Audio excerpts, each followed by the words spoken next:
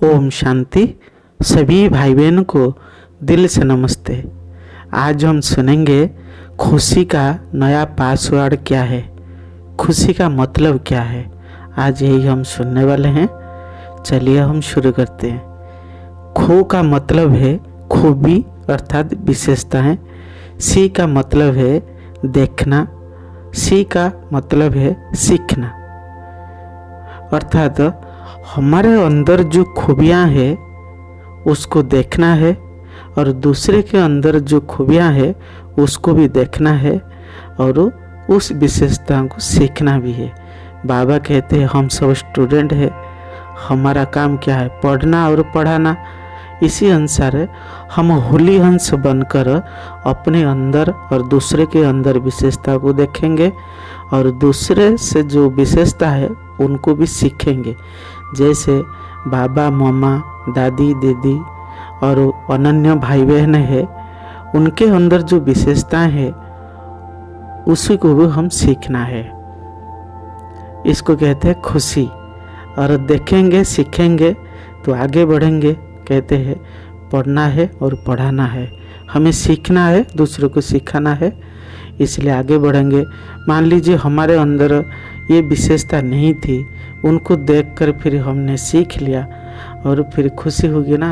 हमारे अंदर ये नहीं था, ये कला नहीं था, ये गुण नहीं था, खुशी होगी। और हमारे अंदर जो विशेषता है उसको देखने के साथ साथ बाबा को भी धन्यवाद दीजिए। वाह बाबा वाह, आपने ये विशेषता मुझे आत्मा के अंदर भर दिए हैं, इसलिए आपको बहुत बहुत धन्यवाद बाबा। ये गुण मेरे अंदर नहीं था, आज मुझे सब प्यार कर रहे हैं आपकी वजह से। आपने मुझे ऐसे गुणवान और सभी विशेषताओं से भर दिए हैं। बाबा को ऐसा धन्यवाद करना है, खुशी दिनों दिन बढ़ती जाएगी। पहली बात। दूसरी बात है मेरा बाबा मीठा बाबा, दिल से बोलिए मेरा बाबा कहकर हर कार्य करिए। बाबा कहते मेरा बाबा जो है वो डायमंड की है, वो शब्द है, इसलिए सदैव मेरा बाबा बोलते रहिए। खाते पीते चलते सोते समय सदैव बाबा बाबा यह अनहद गीत बजता रहे तो खुशी बढ़ेगा। ऐसे सदैव सोचिए करन करावनार बाबा करा रहे हैं, मैं निमित्त हूँ, खिलाने वाला स्वयं भगवान खिला रहे हैं। स्वयं भगवान का भंडारा है, ये भोला भंडारी है। मैं आत्मा इस शरीर को खिला रही हूँ, पेट्रोल डाल रही हूँ, ऐसा सोचिए। और पिलाने वाला स्वयं परमात्मा मुझे हर रोज ज्ञान अमृत पिला रहे हैं। और ये पानी जो है वो बाबा को याद कर मैं आत्मा पी रहा हूँ, ये भी अमृत हो रहा है। इसे सदैव सोचते रहिए, चलते रहिए। ये बाबा का शरीर है, बाबा का गाड़ी है, बाबा इस गाड़ी को चला रहे हैं, मैं निमित्त हूँ, इस तरह देखिए। तीसरे पॉइंट जो है बाबा कहते बाबा को सदैव याद करें। जितना हम बाबा को याद करेंगे उतना खुशी बढ़ती जाएगी। बाबा कहते नहीं तो क्या करता है, माया विघ्न डाल देता है, फिर हमारा खुशी गुम हो जाता है। इसलिए बाबा को सदैव याद करें। जितना हम बाबा को याद करेंगे उतना हम खुशी में रहेंगे।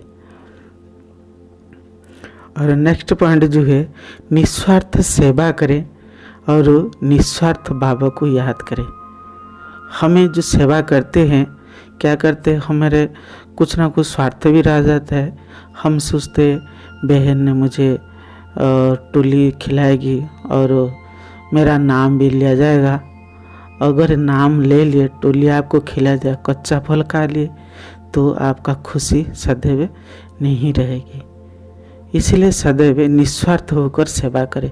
अगर बहन ने आपका नाम नहीं लिया तो आप जो सोच रहे थे अरे मैंने इतना सेवा किया, मेरा कुछ नाम नहीं हुआ, मुझे कोई सम्मान नहीं मिला, तो फिर दुख अनुभव करेंगे ना। इसलिए निस्वार्थ भाव से सेवा करें और निस्वार्थ भाव से बाबा को सुख में दुख में। आज मेरे पास दुख है तो हम बाबा को याद करते हैं, फिर जब कल हम सुख में होंगे तो बाबा को भूल जाएंगे। ऐसे नहीं, निस्वार्थ में सदैव करें। और बाबा कहते याद और सेवा इसमें बिजी रहे तो डबल खुशी मिलेगी। बाबा कहते सेवा करो मेवा खाओ, अर्थात मेवा अर्थात खुशी। ये है।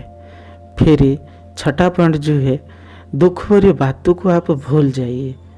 उसको याद करने से खुशी भी गुम हो जाती है और वही बात याद करने से पुराने संस्कार आदत बन जाती है। इसलिए बीती शुभिंदी, जिस कारण से मुझे ये दुख मिला है, और उससे कुछ शिक्षा लेकर आगे बढ़ती जाइए और उसको भूलते जाइए। खुशी बांटने से खुशी बढ़ती है, इसलिए सदैव खुशियाँ बांटते रहो। आपके पास जो कुछ है, बाबा ने आपको जो कुछ दिया है, ज्ञान दिया है, गुण दिया है, खुशी दिया है, शांति दिया है और गुण दिया है, उसको आप सेवा में यूज करें और उस सदैव बांटते रहिए।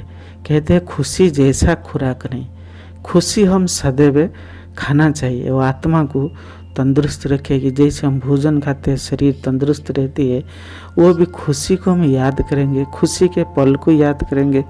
बाबा ने जो मुरली में अच्छे अच्छे बात बताते हैं, स्वर्गों को याद करेंगे, खुशी में रहेंगे, उससे आप सदैव याद करते रहिए, खुशी और बढ़ते जाएगा। और नेक्स्ट पॉइंट जो है, ये अंतिम पॉइंट है, हमें ऐसा कोई कार्य नहीं करना है जिससे दूसरों को दुख हो, उनका खुशी भी गुम हो जाए, ये भी पाप कर्म है।